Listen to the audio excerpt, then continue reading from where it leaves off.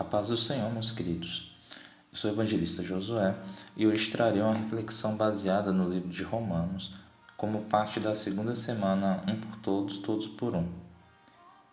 Já ouvimos comentários do capítulo 1 ao capítulo 10 e desde já a nossa gratidão a Deus pela vida do pastor João Alves, do evangelista Misael, do pastor Milton e da missionária Geisa, que foram canais de Deus com cada contribuição nesse projeto.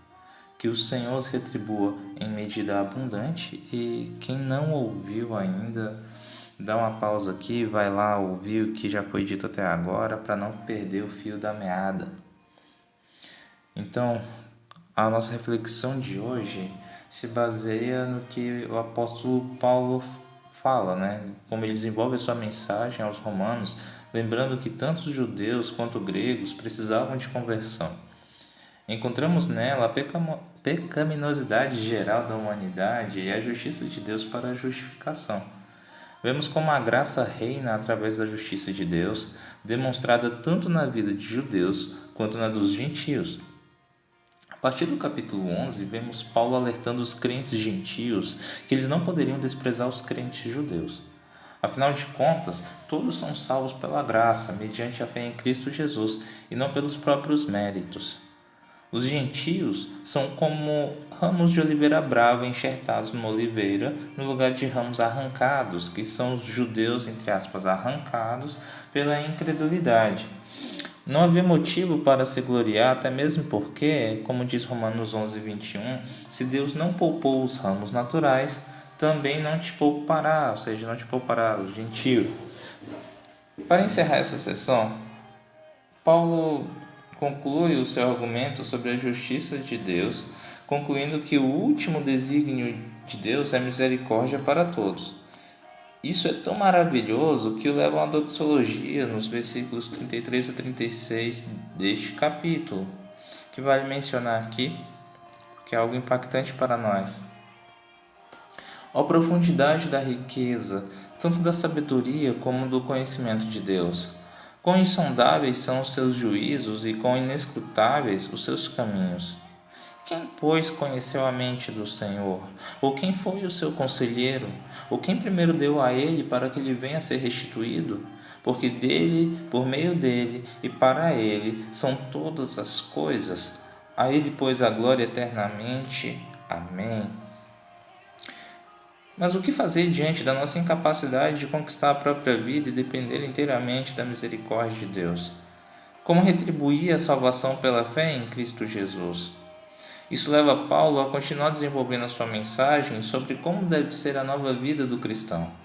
De início temos: rogo-vos, pois, irmãos, pelas misericórdias de Deus, que apresenteis o vosso corpo por sacrifício vivo, santo e agradável a Deus, que é o vosso culto racional.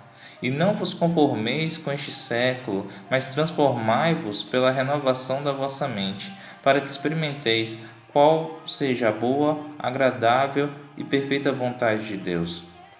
Mas o que é ser sacrifício agradável a Deus? Apresentar o corpo a Deus como sacrifício vivo significa consagrá-lo gratamente ao serviço do Senhor em resposta a tudo o que Ele fez por nós. Ser um sacrifício vivo, santo e agradável a Deus é colocar tudo o que somos no altar do Senhor como uma adoração espiritual. O apóstolo Paulo explica a importância dessa prática cristã. Ele escreve já no versículo 1 do capítulo 12 que rogo-vos, pois, irmãos, pelas misericórdias de Deus, que apresenteis o vosso corpo por sacrifício vivo, santo e agradável a Deus, que é o vosso culto racional. Perceba que esse versículo trata literalmente de uma exortação para os crentes para que ofereçam a Deus o corpo como sacrifício vivo. Mas aqui é importante entender que nesse contexto, a palavra corpo refere-se à pessoa por inteiro, ou seja, o indivíduo que vive em seu corpo físico. Apresentar o nosso corpo por sacrifício vivo é usar tudo o que somos para a glória de Deus. É se entregar ao Senhor para que, através da ação do Espírito Santo, possamos cumprir os seus propósitos nessa terra. Afinal de contas, longe de Deus, nós dedicávamos o nosso corpo a satisfazer os desejos e propósitos do pecado. Nós vivíamos na carne. Mas agora que estamos mortos para o pecado e vivos para Deus em Cristo Jesus, o pecado não deve mais reinar em nosso corpo mortal. Por isso que jamais podemos apresentar os membros do nosso corpo ao pecado, para servirem de instrumentos de iniquidade, mas devemos apresentar os nossos membros a Deus para servirem como instrumento de justiça.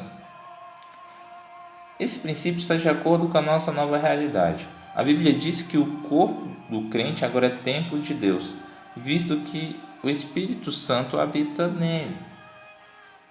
Isso a gente sabe lá em 1 Coríntios 6, 19 e 20 diz: acaso não sabeis que o vosso corpo é santuário do Espírito Santo, que está em vós, o qual tendes da parte de Deus, e que não sois de vós mesmos? Porque fostes comprado por preço. Agora, pois, glorificai a Deus no vosso corpo. Todo esse conceito de apresentar o corpo por sacrifício vivo, santo e agradável a Deus, era algo que contrastava diretamente com o pensamento da época em que Paulo escreveu essas palavras.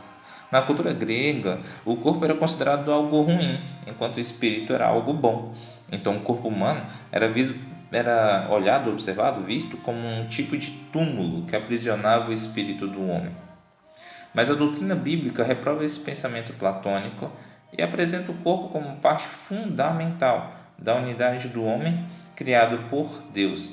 Inclusive, a obra da redenção só estará cumprida plenamente quando os nossos corpos forem glorificados no dia da volta de nosso Senhor Jesus Cristo.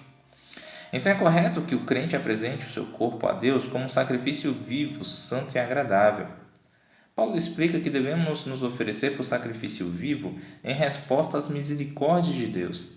Essas misericórdias de Deus são seus atos redentores, dos quais resultam as bênçãos espirituais que os crentes desfrutam. Eu e você desfrutamos disso.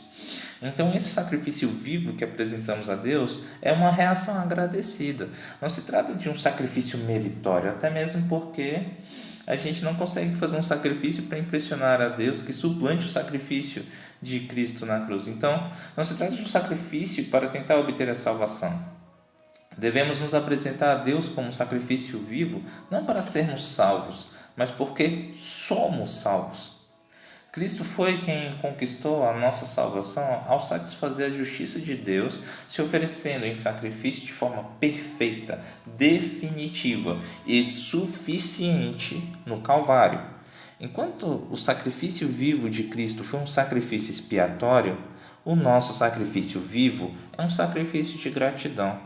Perceba que Paulo chama a atenção para as características do sacrifício que devemos apresentar a Deus. E não é qualquer tipo de sacrifício, mas é um sacrifício vivo, um sacrifício santo e agradável. Em primeiro lugar, esse sacrifício é o oposto daquele apresentado na antiga aliança, quando os crentes apresentavam sacrifícios de animais mortos. Aqueles sacrifícios apontavam para o sacrifício perfeito e definitivo do Cordeiro de Deus, ok. Mas agora, mediante a obra expiatória de Cristo, os redimidos que foram ressuscitados de seu estado de morte espiritual podem se oferecer a si mesmos como sacrifícios vivos resultantes de sua nova vida. Um segundo ponto, em segundo lugar, o sacrifício vivo é também um sacrifício santo. Isso nos ensina que a única maneira de o crente se apresentar como sacrifício vivo ao Senhor é mediante a prática da santificação. E essa prática é operada nele, no crente, através dele, pelo Espírito Santo. Em terceiro lugar, o sacrifício vivo e santo, consequentemente, é um sacrifício agradável a Deus.